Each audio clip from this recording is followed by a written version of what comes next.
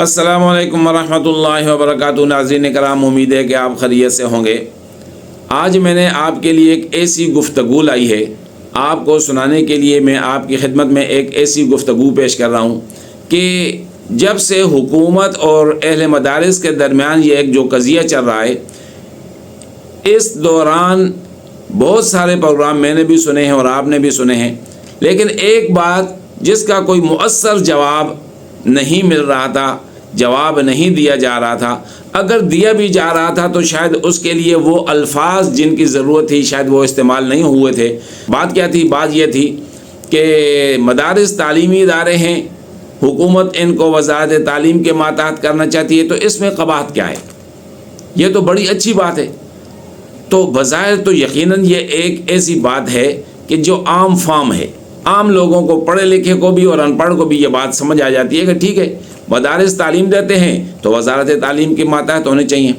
تو اس کے جوابات بہت سارے لوگوں نے دیے ہیں، اچھے اچھے جواب دیے ہیں، لیکن جن الفاظ کے ساتھ ان کا جواب، یا تو مجھے دو لوگوں کی بات بڑی پسند آئی ہے اور ان میں سے ایک ہی آپ کو ابھی سناتا ہوں۔ ایک تو اہل حدیث عالم دین علامہ ابتسام الہی ظہیر نے اس پر جو گفتگو کی ہے وہ اچھی گفتگو ہے، عام فام ہے۔ امید ہے کہ آپ نے یوٹیوب ان کے چینل پر آپ نے ان کی بات سنی ہوگی۔ اور ایک میں نے ابھی صبح کی نماز کے بعد مفتی اعظم آف امریکہ مفتی منیر احمد احن صاحب کی گفتگو سنی۔ ماشاءاللہ کیا لاجواب گفتگو فرمائی حضرت نے، تمام اشکالات کا بڑی وضاحت سے انہوں نے جواب دیا۔ اصل میں ان سے ایک سوال کیا گیا ہے، پاکستان سے کسی آدمی نے سوال کیا مدارس کی رجسٹریشن کے حوالے سے اور وزارت تعلیم اور وزارت صنعت و تجارت کے حوالے سے، تو مفتی صاحب نے جو لاجواب جواب دیا ہے مجھے بہت پسند آیا ہے۔ یقیناً آپ بھی یہ سنیں گے تو آپ کو بھی یہ بہت زیادہ پروگرام پسند آئے گا۔ میں نے خصوصاً آپ نے ناظرین کے لیے اس کو ڈاؤن لوڈ کیا ہے اور یہاں آپ نے اس پروگرام میں اس کو آپ کے لیے پیش کر رہا ہوں۔ آپ سے درخواست ہے کہ اگر آپ نے یہ پروگرام سن لیا تو یہ جو اشکالات حکومت پیش کر رہی ہے، حکومت کے ساتھ ملے ہوئے کچھ لوگ ان کو اشکالات بنا کر عوام کے ذہنوں کو خراب کر رہے ہیں، یہ پروگرام سننے کے بعد آپ کو تمام آپ کے اشکالات ختم ہو جائیں گے اور آپ کو سمجھ آ جائے گی کہ اصل مسئلہ ہے کیا۔ اور چونکہ مفتی صاحب امریکہ میں بیٹھے ہوئے ہیں، ظاہر ہے ہمارے ایک دوست کہا کرتے تھے کہ ہم اونچی جگہ میں ہوتے ہیں، تو وہ اونچی جگہ پر بیٹھ کر نیچے جو دیکھ رہے ہیں وہ اس کو بیان کر رہے ہیں۔ آپ سے درخواست ہے کہ آپ ان کا یہ پروگرام سن لیں، انشاءاللہ یہ آپ کے لیے کافی شفیع ہوگا۔ لیکن پروگرام کی طرف جانے سے پہلے آپ سے درخواست ہے کہ آپ ہمارے اس چینل کو ضرور سبسکرائب کریں، بیل آئیکن کو دبائیں تاکہ ہماری نئی ویڈیو آپ تک پہنچیں۔ جزاک اللہ خیرہ۔ یہ پروگرام سننے کے بعد آپ نے کمنٹس میں اپنے تاثرات ضرور بتائیں کہ یہ مفتی صاحب کا وضاحتی بیان آپ کو کیسے لگا۔ السلام علیکم ورحمۃ اللہ وبرکاتہ۔ حضرت شعبہ کا ازالہ آیا ہے بہت دور سے، سبی بلوچستان سے مزمل صاحب نے بھیجا ہے اور کافی لمبا ہے، میں آپ کو پڑھ کے سناتا ہوں۔ انہوں نے پوچھا ہے کہ مفتی صاحب آج شبہ نہ صرف عجیب ہے بلکہ آپ جیسے علماء کرام ہی سے متعلق ہے، اور وہ ہے پاکستان میں مدارس کی رجسٹریشن کا مسئلہ۔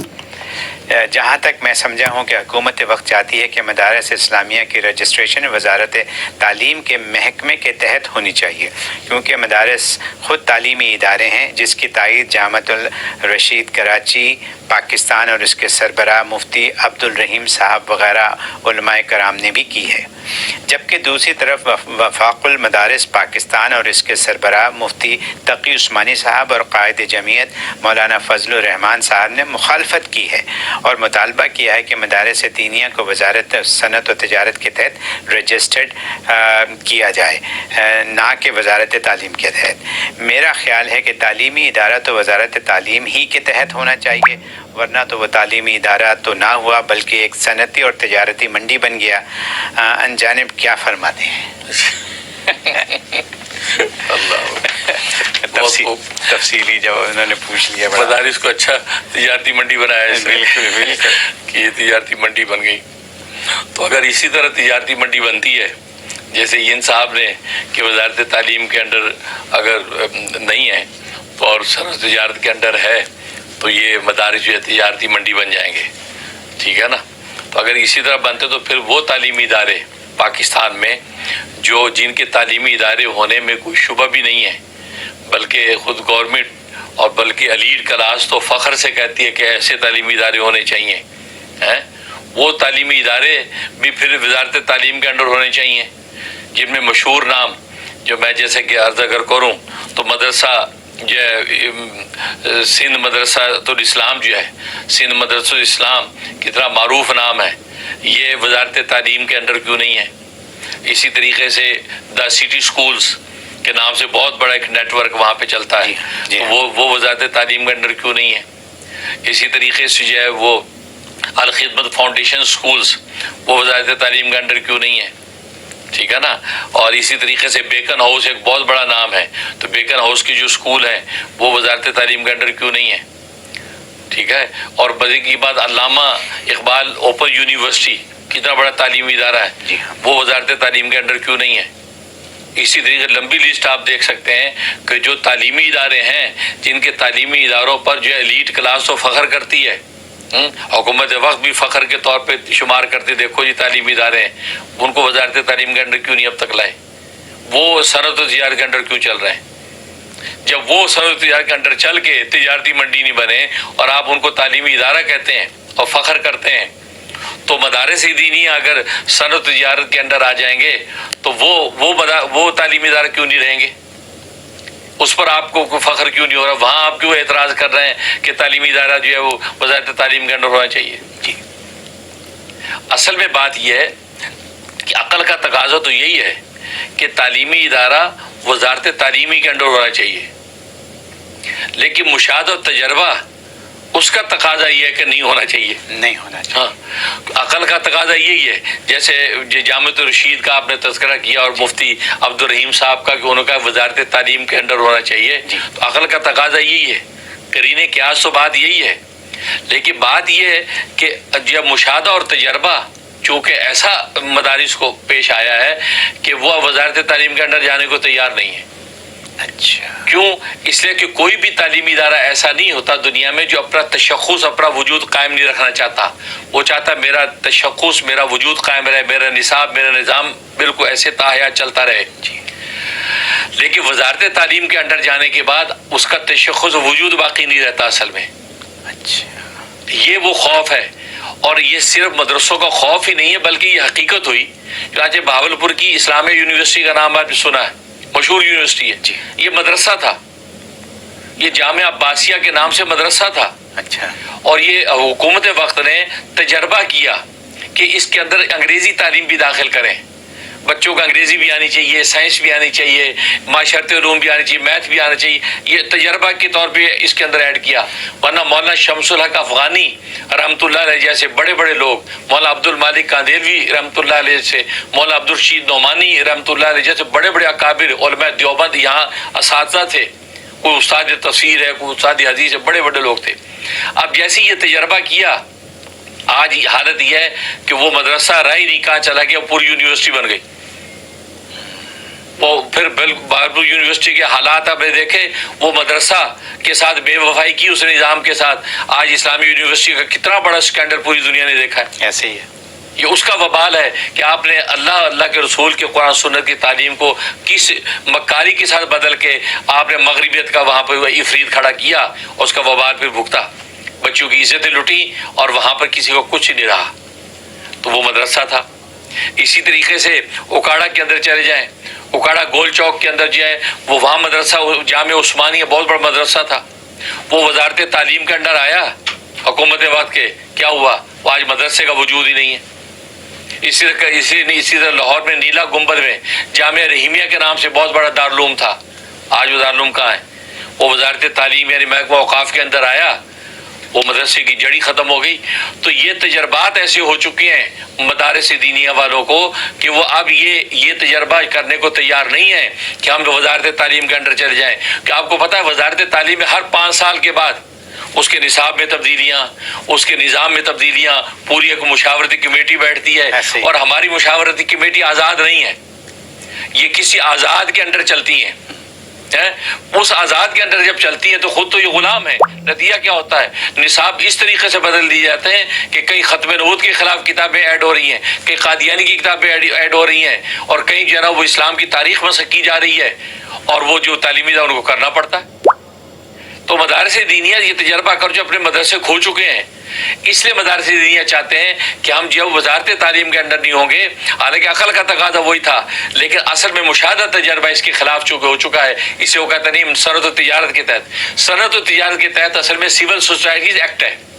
سول سوسائٹی ایکٹ جتنی این جی اوز ہوتی ہیں, تمام این جی اوز, تمام پرائیویٹ ادارے وہ اس کے انڈر ہوتے ہیں. جی جب اس کے انڈر ہوتے ہیں اپنا وجود اور تشخص قائم رکھتے ہیں اور اپنے نصاب اور نظام میں آزاد ہوتے ہیں. لہذا جو ان کا مطمع نظر ہوتا ہے تھنک ٹینک کا, اس کو لے کے آگے چلتے ہیں, ترقی کرتے ہیں. اس لیے مدارس دینیہ کہتے ہیں ہم اس کے اندر رہیں گے. اگر یہ چیز جرم ہے تو پھر آپ جو تعلیمی ادارے, عصری تعلیمی ادارے ہیں, بیکن ہاؤس ہے, سٹی سکولز ہیں, ان کو سب سے پہلے آپ وزارت تعلیم کے انڈر کریں. درست ہے, ان کو کریں, پھر ہم بھی تیار ہیں. ان کو کیوں نہیں کر رہے؟ اس کا مطلب یہ ہوا کہ بات کچھ اور ہے, کہ آپ مدارس دینیہ کا جو ایک آزادانہ نظام ہے اس کے اوپر جو قدغن لگانا چاہتے ہیں. ٹھیک, اور یہ اس کی اجازت نہیں ہے. اور آپ ایک بات جانتے ہیں, یہ امریکہ میں ہم بیٹھے ہیں, امریکہ کے اندر بھی سب سے بڑا مسئلہ یہ اس کے سلیبس اور نصاب کا ہی ہوتا ہے. جی, اور آپ کو پتہ ہے اس کا نصاب ہی اداروں کا بدل دیا جاتا ہے تو ساری ترتیب بدل جاتی ہے. کیونکہ یہ لارڈ میکالے کا جب نظام آیا ہندوستان کے اندر تعلیمی, تو اس کا مطمع نظر یہی تھا کہ لارڈ میکالے کا تعلیمی نظام اس انداز سے مسلمانوں میں رائج کر دو کہ یہ کافر تو نہیں ہوں گے لیکن مسلمان بھی نہیں رہیں گے. بس ایسے لوگ ہمیں سوٹ کرتے ہیں, اور وہ ایسا ہم بننے کو تیار نہیں ہے. دو رنگی چھوڑ کے یک رنگ ہو جا, ہے وہی والی بات ہے. تو ایک اللہ کا ہو کے چلنا چاہتے ہیں, لہٰذا یہ اس کی اجازت نہیں. تو امریکہ کے اندر آپ کو پتا ہے کہ یہاں پر بھی یہ تعلیمی نصاب کے حساب سے کتنی کنٹروورسی چلتی ہے. ابھی پچھلے دنوں میں انڈین نژاد جو ہے وہ سوامی نام کا شخص, اس سے صدارتی انتخاب لڑا, اور اسے یہی ایجنڈا رکھا کہ جتنے تعلیمی بورڈ ختم کر دیے جائیں گے, میں سارے تعلیمی بورڈ ختم کر دوں گا تو بچوں کو وہ پڑھایا جائے گا جو والدین چاہیں گے. جب اسے یہ بات کہی تو بہت بڑا ووٹ بینک بن گیا اس کا. کیوں بن گیا؟ کیونکہ یہاں کے گورے کالے جو رہنے والے ہیں باشندے, وہ بھی چاہتے ہیں کہ بچوں کو وہ پڑھائیں جو ہم چاہتے ہیں, وہ نہ پڑھائیں جو بورڈ چاہتا ہے. بورڈ نے کیا کیا تھا آپ کو پتا ہے, LGBT کا نصاب منظور کر کے ڈال دیا, ایسے گے سسٹم سارا ڈال دیا, تو وہ والدین پریشان.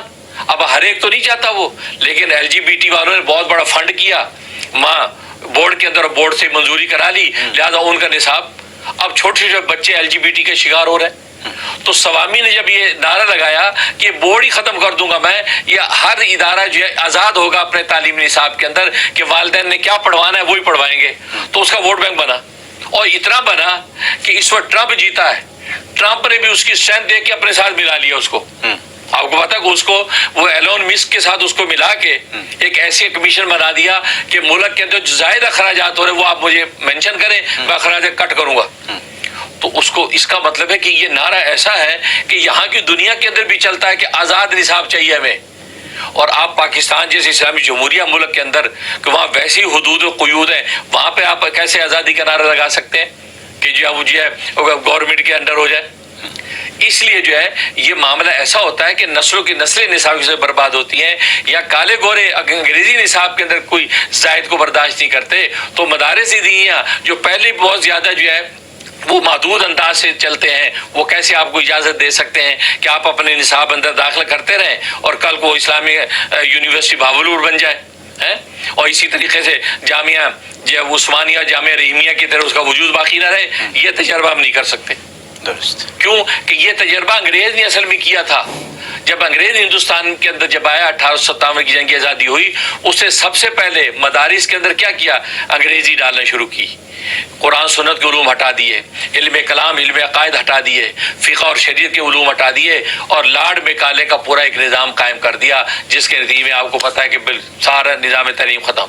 اس کے مقابلے میں حجت الاسلام حضرت مولانا قاسم نانوتوی رحمۃ اللہ علیہ نے یہ درس نظامی کا نظام جو شروع کیا, اور ایک طالب علم ایک استاد سے دارالعلوم دیوبند کی بنیاد رکھی. سبحان اللہ, ایک طالب علم ایک استاد. ملا محمود استاد تھا اور محمود الحسن شاگرد تھا جو کل کو شیخ الہند بنا. एक से शुरू किया, अनार के दरख्त के नीचे छत भी नहीं है, बिस्मिल्लाह कर दी, नतीजा क्या हुआ? आज वो दारुल यूनिवर्सिटी बनी कि पूरे आलम के अंदर दारुल देवबंद के नुमाइंदे माशाल्लाह हक का कलमा बयान कर रहे हैं। सुभान है? तो ये हुआ, तो ये उस वक्त से ये सिलसिला चल रहा है। तो पाकिस्तान के अंदर जब मदारिस दीनिया आए तो इन्होंने भी अल्हम्दुलिल्लाह मौलाना कासिम नानूतवी रहमतुल्लाह अलैह ने 8 उसूल ऐसे वज़ा कर दिए थे, उसूल हश्तगाना बता दी, इन उसूलों के तहत मदारिस चलाना, जिसके अंदर बुनियादी उसूल था कि सरकार से, गवर्नमेंट से मदद नहीं लेनी, उसकी मुदाखलों को बर्दाश्त नहीं करना, और आज़ाद माहौल में कुरान सुन्नत की तालीम देनी है, फ़िक़्ह और शरीयत तुमने पढ़ानी है, इल्म कलाम इल्म अक़ायद तुमने पढ़ाने हैं। तो लिहाजा शुरू ही से पाकिस्तान बनते ही इसी आज़ादी के साथ मदारिस चल रहे हैं। अब जब चल रहे हैं तो कलमा हक करते हैं, जब कलमा हक कहते हैं तो हुकूमतें जो बाहर के आज़ाद मुल्कों के गुलाम हैं तो उनकी कहते हैं पसो पेश चलती नहीं है, तो फिर कदगन मदरसों पे लगाते हैं या मदरसों को काबू करो। ठीक, उसके लिए आपको पता है कि जामिअतुर रशीद को शामिल करके हुकूमत ने एक विफाक अलग बनाया, मजमुल उलूमुल इस्लामिया। अच्छा, वरना विफाकुल मदारिस अरबिया पाकिस्तान ये बड़ा विफाक था कि जिसको हज़रत मौलाना यूसुफ बिन नौरी, मुफ्ती आजम पाकिस्तान मुफ्ती महमूद साहब, जो मौलाना फजल रहमान साहब की वाली, इन लोगों ने वो डिज़ाइन किया था, मौलाना खैर मोहम्मद साहब रहमतुल्लाह अलैह खैर मदारिस के बानी, ये किया था। तो वो सिलसिला माशाअल्लाह चला। अब जाके 2019 के अंदर जाके ये कहीं ये जो है मजमा उलूमुल इस्लामिया जो है तैयार किया गया, जिसमें जामिअतुर रशीद का मदरसा पेश और मदारिस भी, इनकी गवर्नमेंट के साथ सेटिंग हुई। अब गवर्नमेंट उनको फंड भी करती है, जो असरी तालीम पढ़ाते उसमें फंड भी करती है, और बाकी और उस्तादों की तनख्वाह भी देती है, मुराद मिलती है, तो उनको ज़रा सहूलत महसूस हो गया, तो बहुत अच्छा है। लेकिन अभी ये भी अच्छा है, अभी माशाल्लाह का ज़माना है। बात वही है कि वो इस्लामी यूनिवर्सिटी के तरफ फ्यूचर इसका क्या होगा, फ्यूचर ख़तरनाक है। वो आहिस्ता आहिस्ता क्या होगा, वो एक यूनिवर्सिटी बन जाएगी, जामिअतुर रशीद यूनिवर्सिटी, वो इस्लामी मदरसा क्या, कोई तशख़्ख़ुस ख़त्म। यही हुकूमतें करती हैं कि तरीक़े से लेके चले। इस पर जो है मौलाना फजल रहमान साहब और मुफ्ती तक़ी उस्मानी साहब जैसे जो ज़ीरक लोग हैं, उन्होंने ये भांप लिया कि नहीं, ये ख़तरनाक बात है। जो हमारे बड़े हमें नसीहत कर गए, हमने किसी की अमदाद नहीं लेनी, और हम अपनी आज़ादाना बाजू पे इस जो है उम्मत के चंदों के साथ ही हम चलेंगे, लेकिन आज़ाद फ़िज़ा के अंदर इल्म दीन हासिल करेंगे। उन्होंने मुखालफत की। अब नतीजे के 2 तबके और दोनों उलमा के तबके सामने आ गए। इधर जो है मजमू उलूम इस्लामिया, वो मुफ्ती अब्दुल रहीम साहब, इधर जो है वो विफाकुल मदरस अरबिया, मुफ्ती तक़ी उस्मानी साहब, मौलाना फजल रहमान साहब। अब ये एक वावेला। अब असल में इस हवाले से मैं ये ज़रूर कहूँगा कि इन उलमा को आपस में लड़ने की ज़रूरत नहीं है। उलमा तो ये भांपे कि नहीं भाई, ये तीसरा कोई है जो डुगडुगी बजा के हमें लड़वा रहा है। अब हम एक दूसरे की इज्जतदारी ना करें, क्योंकि मैं ये देख रहा हूँ मीडिया पर भी कि अब वो एक दूसरे की जो है वो सब जो है ना पगड़ी उछाल रहे हैं, हालांकि सब उलमा देवबंद हैं और सब अपने लोग हैं। अब वो एक दूसरे की पगड़ी उछाल रहे हो जी, वो सरकारी मस्से बन गए और सरकारी मुल्ला हो गए। ये अल्फाज अच्छे नहीं हैं, क्योंकि उधर भी जो है जामिअतुर रशीद और वहाँ भी उलमा, वो भी अहले इल्म लोग हैं, हमारे लोग हैं। लेकिन अब उसको आप इस अंदाज से रुसवा करेंगे तो आवाम के सामने आप दोनों की सुबकी होगी ऐसे। और असल में उलमा के ये अदम इत्तिहाद ही है जिसकी वजह से आज तक मसवा का प्रॉब्लम चल रहा है।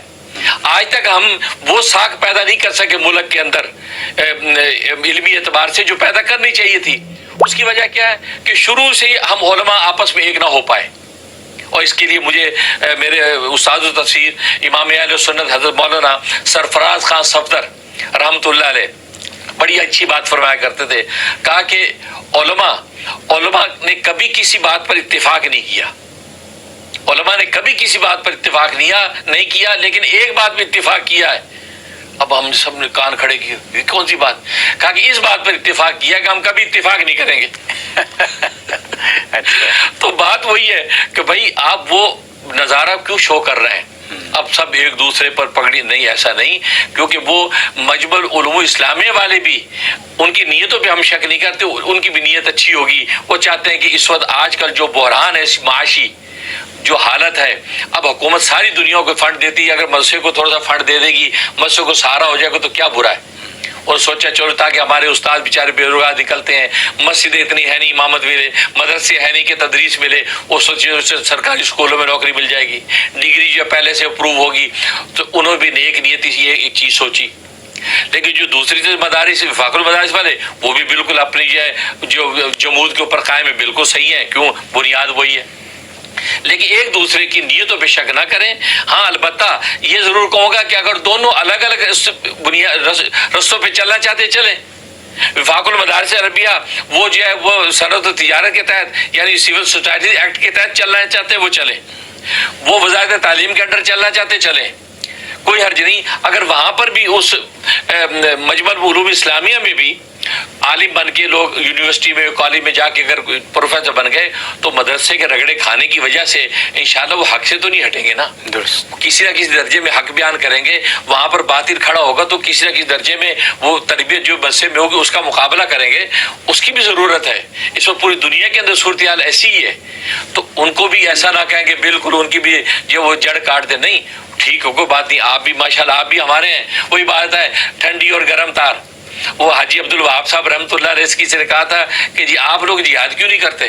اتنی جہادی تنظیمیں ہیں اور اتنے یہ آپ لوگ کیوں نہیں کرتے؟ آپ بالکل چپ ہو جاتے ہیں. انہوں نے فرمایا بھائی کرنٹ جو ہوتا ہے نا ٹھنڈی اور گرم تار دونوں سے آتا ہے. اکیلی گرم سے بھی نہیں آتا، اکیلی ٹھنڈی سے بھی نہیں آتا. دونوں ٹھنڈی ہو تو بھی نہیں آئے گا، دونوں گرم ہو تو بھی نہیں آئے گا. کہا کہ ہم ٹھنڈی تار ہے وہ گرم تار ہے، دونوں مل کے آپ کرنٹ ایمان کو ابھرتا ہے. اللہ والوں کی حکمت ہے، مطلب دونوں کو جوڑ لیا بجائے اس کی ان کی مخالفت کریں. کیونکہ جو مجاہدین اسلام میدان جہاد میں اتر رہے ہیں ٹھیک ہے کمال ہے بھائی، ان کی عظیمت ہے. باقی ہم ٹھنڈی تار ہیں لیکن ہمارے بغیر کرنٹ آنا تمہارا بھی نہیں ہے. تو کہنے کا مطلب یہ ہے کہ وہی بات ہے، یہ سمجھ لے بھائی وہ ٹھنڈی تار ہے جامع الرشید والے اور یہ گرم تار ہے تو دونوں مل کے انشاءاللہ کرنٹ آئے گا. ہر میدان کے اندر انشاءاللہ حق بولنے والے کھڑے ہوں گے. اب ایسا تو نہیں ہوگا کہ مسے کے رگڑے کھا کے وہاں جا کے باطل کو پھیلائیں گے، ایسا نہیں ہوگا. کم سے کم مقابلہ کریں گے. اس لیے یہ جو پگڑیاں اچھالی جا رہی ہیں نا میڈیا پر، ہر دوسرا آدمی اٹھ کے جو الٹا سیدھا لکھ رہا ہے وہ سرکاری ملا ہے، سرکاری مولوی ہے اور دیکھو یہ ہو گیا اور وہ ہو گیا.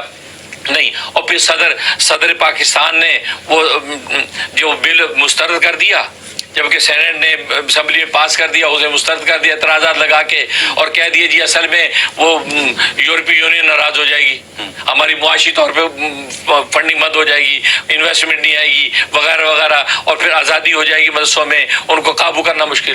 تو پھر لوگوں نے اس پہ کہا دیکھا اچھا اب یہ پتہ چلا اب یہ مجمع علوم اسلامیہ والے جو ہے نا اصل میں یہ وہ مغربی دنیا کے ان کے ٹاؤٹ بن کے ان کو سپورٹ کر رہے ہیں. نہیں بھائی یہ بری بات ہے. ایسا نہ کو سپورٹ کسی طرح جاتی پھرے، لیکن ان بیچاروں کی نیت تو یہ ہے. اور پھر دوسری بات آپ خود بھی بتائیں، اگر یہ یورپی یونین آپ کے ملک کا ناطقہ بند کر دے تو پھر آپ بتائیں آپ کیا، آپ چیختے ہوئے ہیں نا پھر یار کھولو بھائی ہمارے پاکستان کو معاشی ترقی کرو بھائی. یہ آخر آپ کو بھی جانا وہیں پڑتا ہے، وہی کاسا لے کے جانا پڑتا ہے. کیوں کہ اپنے وسائل آپ کے دگردوں ہیں. اس لیے آپ ذرا تحمل سے، اگر ایک وفاق جاتا تو جائے، باقی وفاق وہی گرم اور ٹھنڈی تار، آپ ذرا آپس میں پگڑیاں نہ اچھالیں. کیونکہ اس سے حکومت خوش ہو رہی ہے، حکومت کا مطلب پورا ہو رہا ہے. اور اس کی وجہ یہی ہوئی کہ صدر پاکستان جو ہے اسے دیکھ لیا کہ نہیں بھی کچھ لوگ یہ بھی ادھر بھی ہیں، اس نے اعتراض لگا کے بھیج دیا واپس اور مل سے خوش ہوتے رہ گئے. لیکن اب معاملہ سڑکوں پہ آنے کا، احتجاج کرنے کا جو بن رہا ہے. تو کہنے کا مقصد یہ کہ کوئی علماء کم سے کم ایک دوسرے کو کچھ بھی کہتے 10 دفعہ سوچیں اور سوچیں نہیں عالم ہے نہیں بھی اس کے پیچھے علم و حکمت ہوگی، ہم اس کو کچھ نہیں کہتے. باقی نظریے کی جو عملی ترتیب میں کوئی کمی بیشی ہو جاتی ہے وہ خطا کسی سے بھی ہو سکتی ہے. باقی اس معاملے میں میں ہمیشہ کہا کرتا ہوں کہ مدارس، ملک و مدارس کی جو ہے وہ اس کے سیاسی ایسے معاملات جو ہوتی ہے، انتظامی معاملات جو گورنمنٹ سے متعلق ہوں، ان میں امام قائد جمعیت مولانا فضل الرحمان صاحب کو تو میں مجتہد مطلق سمجھتا ہوں. اچھا وہ مجتہد مطلق ہیں، وہ اس حوالے سے جو رائے دیں چلیں اس کی پیروی کرنی چاہیے امت کو. کیونکہ ان کو پتہ ہی ہے حکومت والوں کی ریشہ دوانیاں، ان کی چالاکیاں، ان کی یہ وہ کر کے نا کس طریقے سے وہ آگے چیزیں خراب کرتے ہیں. مولانا فضل الرحمان صاحب سے زیادہ زیرک آدمی کون ہے جو یہ سمجھتا ہو؟ بڑے باپ کے بیٹے ہیں، وہ اپنے دور میں ماشاءاللہ مفتی محمود صاحب نے جس انداز سے جو ہے بڑے بڑے مسائل حل کیے، تو مولانا فضل الرحمان صاحب بھی اسی جو وہ کہتا ہے بالغ النظری سے فیصلہ کرتے ہیں. اور پھر مولانا تقی عثمانی صاحب جیسے لوگ جو ہیں وہ ان کی علمی ڈھارس ان کے ساتھ ہے.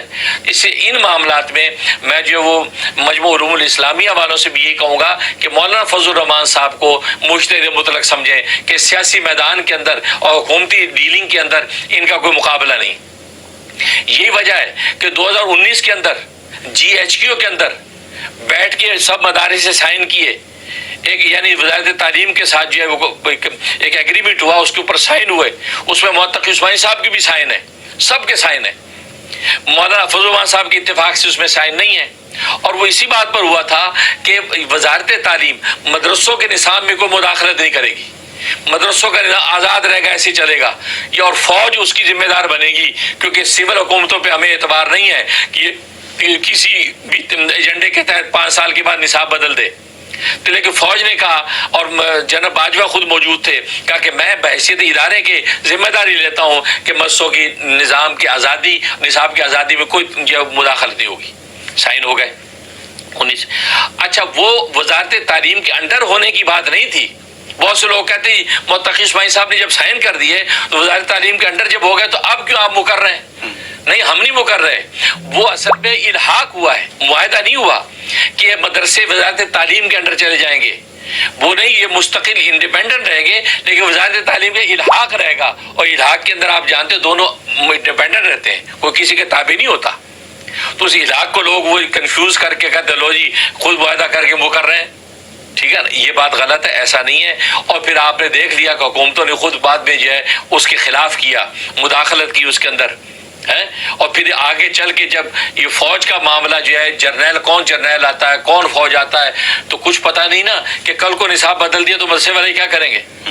ان تمام باریکیوں کی وجہ سے مولانا فضل الرحمان صاحب یہ کہتے ہیں کہ نہیں، وہ وزارت صنعت و تجارت کے اندر ہی ہم رہیں گے، اور سول سوسائٹی ایکٹ کے تحت ہی ہم ادارے آزادی سے کام کریں گے، ٹھیک ہے نا۔ اور باقی یہ مدرسوں نے میک شور کر دیا ہے، اور بلکہ کر کے دکھا دیا کہ دہشت گردی جس کا آپ کو ڈر رہتا ہے مدرسوں سے نہیں ہوتی۔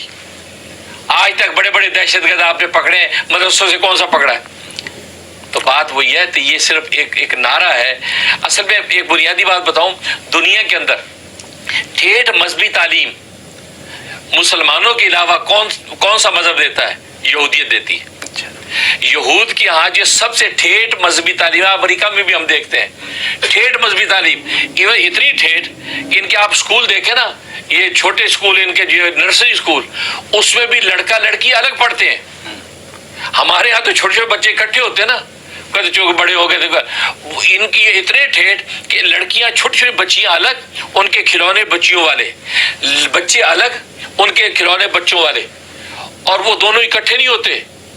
ابھی سے ہی ٹریننگ ہے، ہم اتنا ٹھیٹھ کر دیں تو یہی دنیا پہ ویلا کر دی، او یہ کیا ہو گیا جی، یہ اتنا، یہ تو عورتوں کی ڈسکریمنیشن ہو گئی ہے، ڈسکریمنیشن ہو گئی۔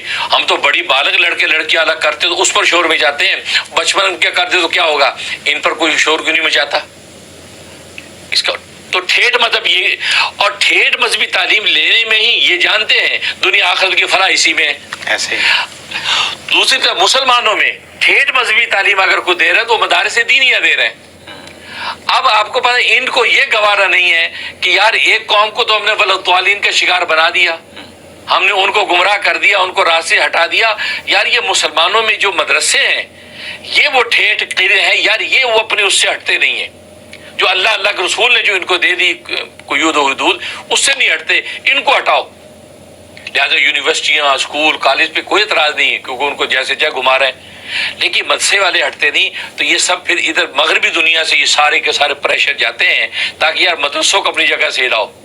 اور اگر یہ ہمارے ٹھیٹھ جو ہمارے اکابر موجود نہ ہوں، مولانا فضل الرحمان صاحب جیسے، مفتی تقی عثمانی صاحب جیسے، مولانا حنیف جلندری جیسے، یہ بڑے بڑے اکابر ہمارے موجود نہ ہوں تو ہم بھی ہلنے کو تیار ہیں۔ جیسے جامعۃ الرشید میں مفتی عبدالرحیم صاحب جو ہے وہ ہل گئے نا، جبکہ ان کے جو اکابر تھے مفتی رشید احمد لدھیانوی رحم اللہ تعالیٰ نے اپنے اثر و فتاوی میں یہ بات لکھی ہے کہ سرکار سے کوئی امداد نہیں لینی، لیکن وہ ہٹ گئے نا اکابر کے۔ لیکن ہمارے حضرات جو مولانا نانوتوی 150 سال پہلے جو بات کر گئے تھے وہ آج تو اس پہ قائم ہے۔ لہٰذا آج مدرسے جو ہے اتنے علماء حفاظ پروڈیوس کر رہے ہیں کہ دنیا میں کوئی ادارہ اتنے حفاظ علماء پروڈیوس نہیں کر رہے۔ تقریباً 1 لاکھ کے قریب جو ہے، 1 لاکھ سے بھی زیادہ حفاظ کرام جو وفاق المدارس ہر سال پیدا کرتا، جو پوری دنیا میں جاتے ہیں۔ آپ کا عرب کی دنیا بھری پڑی ہے سب پاکستان کے حفاظ قرآن کریم۔ تو یہ کیا، یہ دولت مدارس کو اس لیے حاصل ہے کہ جو اصل کاز تھا اس پہ بنیاد پہ جمے رہے، تو پوری دنیا میں علماء اور حفاظ وہاں سے پیدا ہو رہے ہیں۔ ورنہ کسی بھی ادارے میں آج دنیا کے سب سے ٹاپ 3 اداروں کا اگر نام لیں تو پاکستان کا نام آتا ہے، لیکن اگر کہیں کہ ٹاپ انجینئرنگ یونیورسٹی کہاں ہے، پاکستان کا نام نہیں آتا. ٹاپ جو ہے وہ قانون کی یونیورسٹی کہاں ہے، پاکستان کا نام نہیں آتا. تو مطلب آپ لوگوں نے اپنے میدانوں میں وہ کمال نہیں دکھایا کہ کوئی کہے کہ میڈیکل یونیورسٹی ٹاپ اگر ہے تو پاکستان میں ہے. اس کی وجہ یہ ہے کہ آپ اپنے کاموں میں مخلص نہیں، آپ فنڈنگ کے چکر میں اعطاء اللہ ہوتی، اس رزق سے موت اچھی آتی ہو جس رزق سے پرواز میں کوتاہی، اس پہ تم لوگوں نے اصل میں عمل نہیں کیا، اس لیے آپ وہ مقام نہیں پا سکے. مدرسے والوں نے اس شعر کو گا کے دل و جان سے لگا لیے اقبال کے، تو لہٰذا اللہ نے ان کو اقبال و بلندی عطا کر رکھی. بہت اللہ تعالیٰ قبول فرمائے. زبردست زبردست زبردست.